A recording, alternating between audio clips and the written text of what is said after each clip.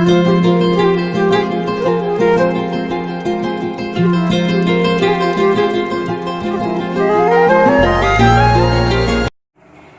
Students, आज हम class 10th NCERT की मैथ्स पढ़ेंगे। आपका चैप्टर नंबर फर्स्ट है रियल नंबर। तो रियल नंबर की एक्सरसाइज 1.1 का फर्स्ट क्वेश्चन सॉल्व करेंगे, जिसमें कि यूक्लिड डिवीजन एल्गोरिथम से दो नंबर का एचसीएफ किस तरह से फाइंड हम करते हैं ये सीखेंगे। बहुत ही ईजी तरीका है। तो आइए थोड़ा सा इंट्रोडक्शन ले लेते हैं कि रियल नंबर है क्या, क्योंकि हमें जब पता होगा तभी हम आगे कर पाएंगे। तो देखिए, रियल नंबर क्या है? Set of all numbers. जितने भी हमारे नंबर्स हैं सबका एक सेट होता है, मतलब सारे नंबर्स को इंक्लूड करती है। जितने भी अलग अलग तरीके के नंबर हैं उन सब का एक सेट हमने बना लिया और उसको नाम दे दिया रियल नंबर। ओके, तो रियल नंबर कुछ इस तरह से 3 पार्ट्स में डिवाइड है। सबसे पहले इंटीजर्स। तो इंटीजर्स में क्या होते हैं? इंटीजर्स में जितने भी हमारे पॉजिटिव और नेगेटिव नंबर आते हैं इंक्लूडिंग ज़ीरो, वो सारे इंटीजर्स में आते हैं। जैसे कि 0, 1, 2, 3 and so on and plus infinity. ठीक है, ये सारे पॉजिटिव नंबर हैं जो कि 1, 2, 3 से स्टार्ट होते हैं और आगे इन्फिनिटी तक। सिमिलरली 0 से पीछे वाले नंबर नेगेटिव होते हैं, -1, -2, -3 and so on minus infinity तक। तो ये जितने भी नंबर हैं माइनस वाले, 0 और प्लस वाले, इन नंबर्स को कहते हैं हम इंटीजर्स। ओके, ये चीज़ क्लियर है। अब रेशनल नंबर क्या होता है? रेशनल नंबर एक फ्रैक्शन होता है, मतलब हम कह सकते हैं कि P/Q की फॉर्म में एक फ्रैक्शन होता है, जिसमें कि न्यूमरेटर होता है P, डिनोमिनेटर होता है Q। पर रेशनल नंबर की खासियत ये है, ये एक ऐसा रेशो है, रेशो मतलब अपॉन वाला नंबर, फ्रैक्शन वाला, एक ऐसा फ्रैक्शन वाला नंबर है जिसमें डिनोमिनेटर 0 नहीं होता। मतलब रेशनल P/Q एक रेशनल नंबर है where Q not equals to 0, जहाँ पे कि Q क्या है? 0 नहीं है। ओके, अगर Q 0 हो गया, मतलब हमें कोई फ्रैक्शन दिखा और न्यूमरेटर है, नीचे डिनोमिनेटर है, अगर आपको वहाँ डिनोमिनेटर 0 दिख रहा है तो उस फ्रैक्शन को हम रेशनल नंबर नहीं कहेंगे। रेशनल नंबर कब कहेंगे? ऊपर 0 हो सकता है बट नीचे 0 नहीं होगा। फॉर एग्जाम्पल जैसे कि 3/4 एक रेशनल नंबर है, न्यूमरेटर 3 है, डिनोमिनेटर 4 है। न्यूमरेटर कुछ भी हो, हमें डिनोमिनेटर से फ़र्क पड़ता है क्योंकि रेशनल नंबर में डिनोमिनेटर देखेंगे। ओके, पर अगर ऐसे हुआ 3/0 हुआ तो 3/0 रेशनल नंबर नहीं होगा। क्यों? क्योंकि नीचे क्या हो गया? डिनोमिनेटर 0 हो गया। बट रेशनल नंबर में डिनोमिनेटर कभी भी 0 नहीं होता है। ओके, तो रेशनल नंबर एक ऐसा फ्रैक्शन है जिसमें कि डिनोमिनेटर कभी भी 0 नहीं होगा। इरेशनल नंबर क्या होता है? इरेशनल नंबर जितने भी रूट वाले नंबर हैं, फॉर एग्जांपल √2, √3, √4, ठीक है, ये सारे इरेशनल नंबर हैं। ये छोटा सा इंट्रोडक्शन था, आपको पता चल गया रियल नंबर किसे कहते हैं। ये क्वेश्चन आपके एनसीईआरटी क्लास 10th की फर्स्ट एक्सरसाइज का फर्स्ट क्वेश्चन है, जिसमें यूक्लिड डिवीजन एल्गोरिथम से किन्हीं दो नंबर का एचसीएफ होता है highest common factor. Highest common factor क्या होता है कि किन्हीं दो नंबर का एचसीएफ जब हम निकालते हैं तो इसका मतलब, जैसे ये दो नंबर है, इनका एचसीएफ निकालने का मतलब ये है कि एक बड़े से बड़ा नंबर वो इन्हीं दोनों का फैक्टर होना चाहिए, जो इन दोनों को डिवाइड कर दे। एक को नहीं, दोनों को डिवाइड कर दे। जैसे कि सबसे छोटा फैक्टर देखते हैं, इसका क्या है? 5 है, तो 5 135 को भी डिवाइड कर देगा और 225 को भी, मतलब दोनों को एक साथ डिवाइड कर सकता है। बट हमें क्या चाहिए? हाईएस्ट कॉमन फैक्टर चाहिए। तो इसलिए वह बड़े से बड़ा नंबर जो इन दोनों को क्या कर दे? डिवाइड कर दे। वैसे तो और भी मेथड है एचसीएफ निकालने के, बट हमें यहाँ पे क्या निकालना है? यूक्लिड डिवीजन एल्गोरिथम से निकालना है एचसीएफ। तो आइए हम सीखते हैं। आपको एक छोटी सी चीज़ मालूम होनी चाहिए, जब हम डिवाइड करते हैं, ठीक है, तो डिवाइड में यहाँ पे एक नंबर होता है, बाहर एक नंबर होता है। फिर जब इस बाहर वाले नंबर से अंदर वाले नंबर को डिवाइड करते हैं तो ऊपर आता है क्वेश्चन को लिखते हैं हम Q, और नीचे आता है रिमाइंडर को स्मॉल r से डिनोट करते हैं। ठीक है, तो आपकी बुक के अकॉर्डिंग हम ये वाले नंबर को ले लेते हैं A और इस वाले नंबर को ले लेते हैं B। ठीक है, तो ये देखो फॉर्मूला कैसे बनता है कि A इज इक्वल टू, मतलब अंदर वाला नंबर जो होता है जिसको हम डिविडेंड बोलते हैं, A is equal to B बाहर वाला नंबर, इंटू क्यू, ऊपर वाला क्वेश्चन प्लस रिमाइंडर। देखो ये कैसे आता है, ये हमने कैसे लिख दिया, आइए बताते हैं। थोड़ा सा ये देख लो और फिर हम अपने क्वेश्चन पे आते हैं। ये सीखना बहुत ज़रूरी है, तभी ये चीज़ समझ में आएगी। फॉर एग्ज़ाम्पल हमने 3 लिया अंदर, ओके, डिविडेंड के तौर पे क्या लिया 3, उसको हमने 2 से डिवाइड करना है। तो देखो हम कैसे करेंगे कि 2 1 जा 2, रिमाइंडर क्या आएगा, 3 में से 2 गया, यहाँ पे माइनस होता है, 3 में से 2 गया 1, तो ये आपका रिमाइंडर आया। इसको हम क्यू बोलेंगे, क्वेश्चन जो अंदर वाला नंबर होता है ए और बाहर वाला नंबर होता है बी, ठीक है। तो देखो अगर हमें ये 3 लेके आना है तो इनकी हेल्प से हम कैसे लेके आएंगे, अगर हमें 3 लाना है, क्या है b इंटू क्यू, ये बाहर वाला नंबर b माना था, तो 2 इंटू क्यू, क्यू क्या है हमारा 1 आया, प्लस आर, आर क्या है यहाँ पे प्लस आर है ना, तो प्लस आर करेंगे, आर क्या है यहाँ पे 1, तो देखो 3 आएगा, मतलब इसके बराबर आएगा, ये चीज़ सॉल्व करके आएगा 2 1 सा 2 प्लस 1 और 2 प्लस 1 3, तो 3 इज इक्वल टू 3 आ गया, देखो 3 के बराबर।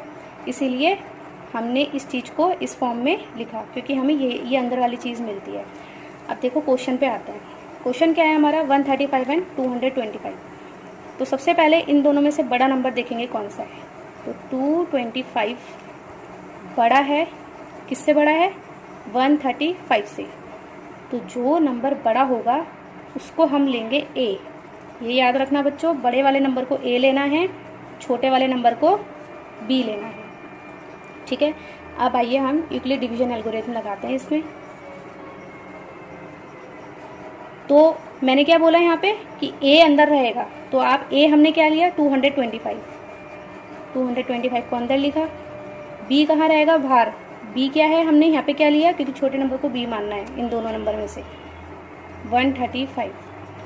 अब इसको करना है डिवाइड, डिवाइड करना आपको आना चाहिए, डिवाइड बहुत कंपलसरी है, डिवाइड नहीं आएगा तो नहीं कर पाओगे। तो 135 1 जा जाएगा, कितना जाएगा 1 जा, आप कैलकुलेट करके देखना, ठीक है।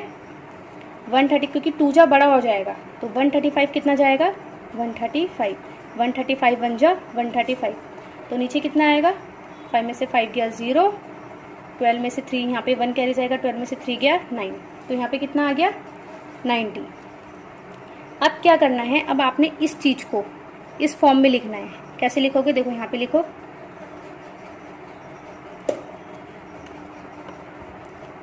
225, क्योंकि ए बाहर आता है, ठीक है। तो ए हमने क्या लिया, देखो ए हमेशा अंदर वाला नंबर होता है, यहाँ अंदर वाला नंबर क्या है 225 है, तो 225 इज इक्वल टू क्या लिखेंगे बी, बी क्या है बाहर वाला नंबर, बी क्या है बाहर वाला नंबर 135, ओके। प्लस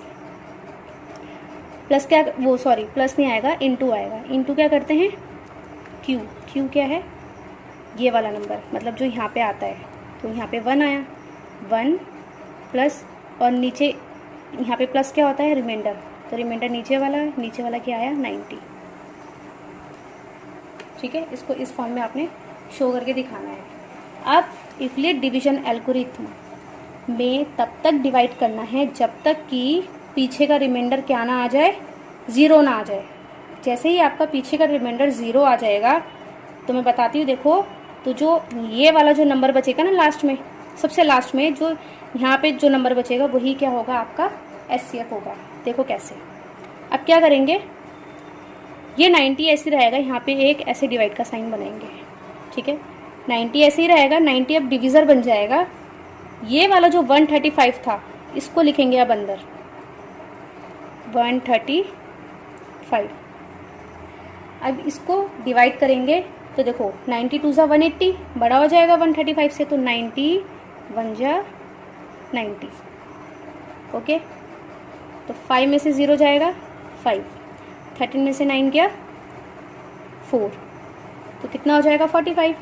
अब दोबारा से इस चीज़ को, अब देखो ये नया डिवाइड बना ना, ये वाला ये नया डिवाइड बना, इस चीज़ को दोबारा से इस फॉर्म में लिखो जब तक आपका रिमाइंडर 0 ना आ जाए। आपको यहाँ पे रिमाइंडर क्या लाना है 0 लाना है। अब इस चीज़ को भी इस फॉर्म में लिखेंगे, तो देखिए कैसे लिखेंगे, अंदर वाला नंबर क्या है यहाँ पे 135, तो 135 ए के बराबर हो गया, तो ए आएगा बाहर, 135 इज इक्वल टू इसको मानेंगे b, क्योंकि बाहर वाला नंबर क्या होता है, b होता है, तो ये भी 90 क्या कहलाएगा, b। तो b इंटू क्वेश्चन क्या है, ऊपर वाला, और क्वेश्चन क्या करना है, मल्टीप्लाई करना है। तो क्वेश्चन क्या है यहाँ पे 1 प्लस नीचे रिमाइंडर क्या आया 45। क्या आपका r 0 आया, नहीं आया, दोबारा से आगे बढ़ाएंगे। कैसे बढ़ाएंगे, यहाँ पे हमने b लिख दिया गलती से, यहाँ पे 90 आएगा क्योंकि b की वैल्यू क्या है, 90 है। अब आगे प्रोसीड करेंगे। अब 45 डिवाइज़र बन गया आपका, मतलब 45 क्या बन गया आपका, b, और a क्या हो जाएगा। अब इस 90 वाले को कहाँ लिखना है, अंदर लिखना है। जैसे हमने 135 को अंदर लिखा था, अब इस 90 वाले को अंदर लिखना है, जब तक आपका r 0 ना आ जाए, अंदर लिखेंगे। अब 45 डिवाइड करेगा 90 को, तो देखो 45 वन ज़ा 45 और 45 टू ज़ा 90, जा सकता है 2 ज़ा, बिल्कुल जा सकता है। तो 45 टू ज़ा 90, बस बड़ा नंबर नहीं आ सकता यहाँ पे। जब बड़ा आता है तो हम फिर एक स्टेप पीछे चले जाते हैं, 1 जा पे चले जाते हैं। यहाँ पे 2 जा पूरा जा रहा है, पूरा चले गया, 0 में से 0 गया 0, 9 में से 9 गया 0, तो आपका रिमाइंडर क्या आ गया, 0। तो देखो अब इस चीज़ को कैसे लिखेंगे हम इस फॉर्म में, देखो आपका क्या है अंदर 90 क्या है, a हमेशा आता है बाहर, तो 90 इज इक्वल टू 45 क्या है आपका, b, ठीक है, 45 इंटू 2, क्योंकि 2 क्या है q प्लस r क्या है 0। अब आपका r 0 आ गया, इसका मतलब जो आपका b था, मतलब जो आपका ये वाला जो नंबर आया, क्योंकि इसने क्या किया, इसको डिवाइड करके 0 ले आया, तो आपका जो ये 45 है ये क्या कहलाएगा आपका SCF। ओके, तो आपका SCF क्या है, ये 45। इसमें a क्या था हमारा 90, b क्या था 45, 2 क्या है हमारा q, और r आ गया 0। ये कंडीशन आप नोट कर लेना कि इसके लिए जो हमारी इक्वेशन है, इसके लिए r जो है वो या तो 0 के बराबर आएगा या फिर 0 से बड़ा आएगा, कभी भी नेगेटिव नहीं आएगा, आ ही नहीं सकता है। और b हमेशा r से बड़ा होता है। ओके, b, ये वाला जो b है वो हमेशा r से बड़ा होगा, ना तो बराबर होगा ना छोटा होगा। तो ठीक है, आपका SCF क्या आया, SCF आ गया आपका 45, मतलब हाईएस्ट कॉमन फैक्टर 135 और 225 का हाईएस्ट कॉमन फैक्टर क्या है, 45। अगर आपको वीडियो अच्छी लगी हो तो लाइक करें, सब्सक्राइब करें एंड बेल आइकन पर क्लिक करें। Thank you.